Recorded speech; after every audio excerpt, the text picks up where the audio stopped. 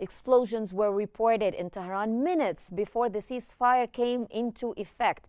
Is this part of a deliberate Israeli tactic to undermine the truce while publicly committing to it?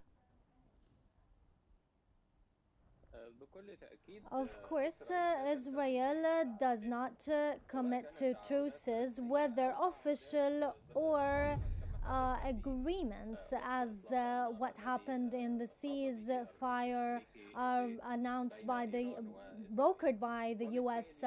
President between Iran and Israel. Therefore, after the attack, the Udaid U.S. base, some people felt it was a victory for Iranian side as a retaliation to the nuclear site in Iran.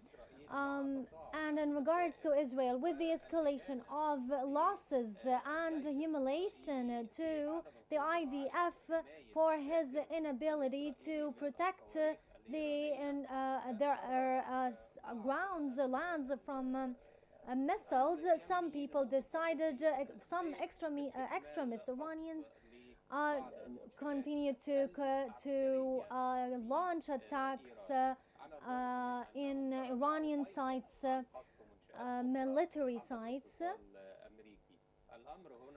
The thing here is that the trust, according to the Israeli history, is almost not available. Therefore, violating ceasefire is expected and was expected even before the ceasefire's effect. In regards to Iran, there was a firing or exchanging accusations in ceasefire, but the President Trump's statements hours ago that showed his dissatisfaction of Israel and also unhappy with Iran, although the hopeful tweets about the beginning of peace in the Middle East and ending the war between the two countries. Dr. Osman, now Trump hailed the Iran-Israel ceasefire as unlimited and historic. But within hours, both sides exchanged accusations of violations, and Trump harshly criticized Israel for dropping a load of bombs, saying that he has to, and I quote, "get Israel to calm down now." This statement is very important. Now, how credible is this ceasefire? Is Trump able actually to enforce it, especially on the Israeli side? How would he react to the Israeli violation of the truce? Thank you for having me, Hannah. Always a pleasure. Thank you. It's usually natural in all of the conflicts we have ever observed that even after a ceasefire immediately goes into effect, we always have some residuals of violence and some exchanges. This is natural. This is normal. This is not something that was unexpected in the case of a ceasefire. What happened was, after the ceasefire, minutes before the ceasefire went into effect, Israel launched the most massive airstrike on targets in Tehran and other parts of Iran. And today it appears that leaders and commanders in the Iranian Revolutionary Guard, as well as nuclear scientists, were assassinated and murdered in these violent airstrikes.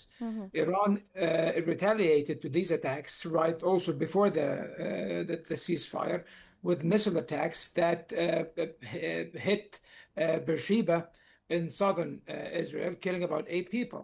So the response was really strong. Yes. So, and then Israel claimed that another missile was launched, and this was used as a pretext to attack a radar in northern Iran. What happened during the attack of this radar is when the Trump show began, when he started saying that he was calling Prime Minister Netanyahu, telling him to call off the strikes, and then he negotiated with him the scale and the scope of the strike, and he even on TV he was very agitated, dropping the F-bomb for that. And actually, that's the first time I've ever seen a president in living memory, or even in the history of the televised appearances of US presidents in TV, that a president has used such a profane word like the F-bomb on Yes, we TV. have So seen that on his social media. that, Yes. that, that was quite impressive and amusing, to be honest. But Mm. of course, on a more serious note, I think that the ceasefire will hold because the Americans are holding the levers, basically.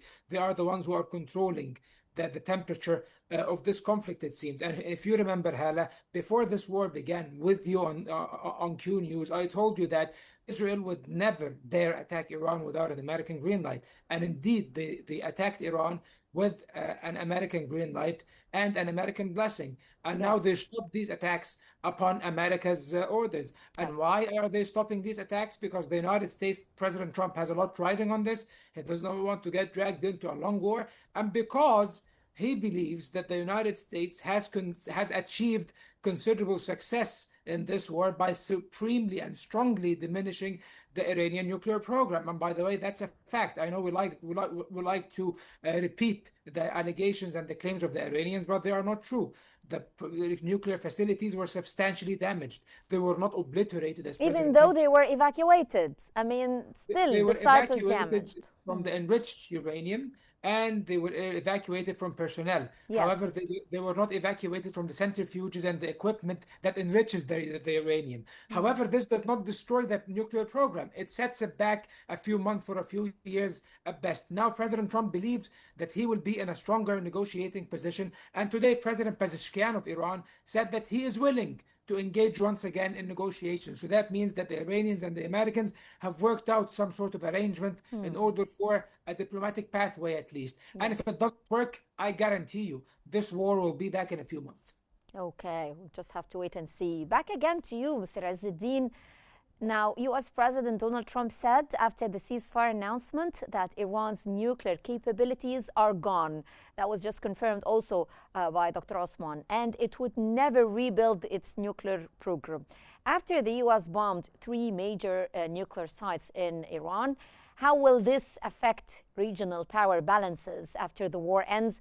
And could it trigger a long-term shift in nuclear policy across the Middle East?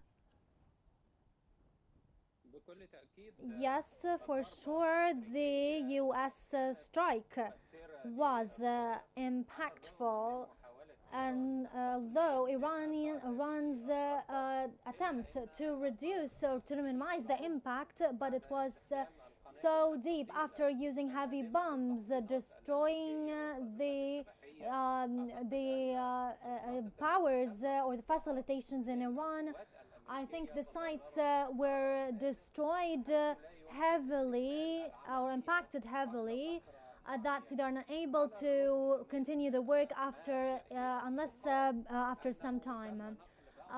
Despite that was said that some nuclear and radiative materials were moved somewhere else, but the structures, the buildings or facilitations were heavily impacted. This is a glimpse of the future. It's continuing the nuclear program as it was before will not be as easy as before. They have some long months or many months have to pass in order to work as effectively as before. So, therefore, any issues in regards to uranium fertilization will highly it will be failed. And in regards to intentions, we cannot hold intentions accountable to reuse these materials in making weapons. It has to have great monitoring from the international agency and the U.S. So I think all the issues are under observation. It would be very difficult to rebuild a nuclear weapon unless Iran has a ready Iranian head, and it is highly unlikely because of the threats and tense international ties, whether between West and East or among the major nuclear players. This is about retreating or in nuclear file in the Middle East with more stability for the West, and of course the US and the European countries, and Israel. And in regards to continuing or maintaining Iranian military powers, I don't think that Iran will negotiate or talks about de-escalating or reducing any ballistic missiles or any other weapons.